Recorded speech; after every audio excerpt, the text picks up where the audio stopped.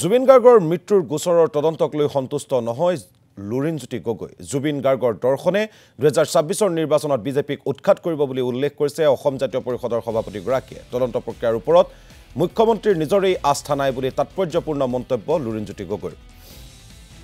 বাৰে বাৰে কৈ আহিছোঁ, মুখ্যমন্ত্ৰীয়ে নিজেইতো সন্দেহ প্ৰকাশ কৰিছে। চাৰ্জশ্বিট দিয়াৰ পাছত তেওঁ ৰাজপথত নামিব বুলি কৈছিলে। চাৰ্জশ্বিট জমা দিয়াৰ পিছত তেওঁ ৰাজপথত নমাৰ কথা কৈছিলে ন্যায় বিচাৰি।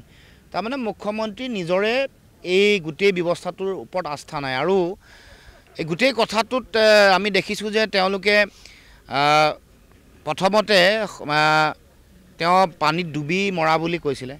তাৰপিছত মুখ্যমন্ত্ৰী SIT গঠন কৰাৰ আগতে তেওঁক হত্যা কৰা বুলি ক'লে। এতিয়া SITৰ প্ৰতিবেদন দিয়াৰ আগতে বাৰে বাৰে কৈছে তেওঁক হত্যা কৰা হৈছে।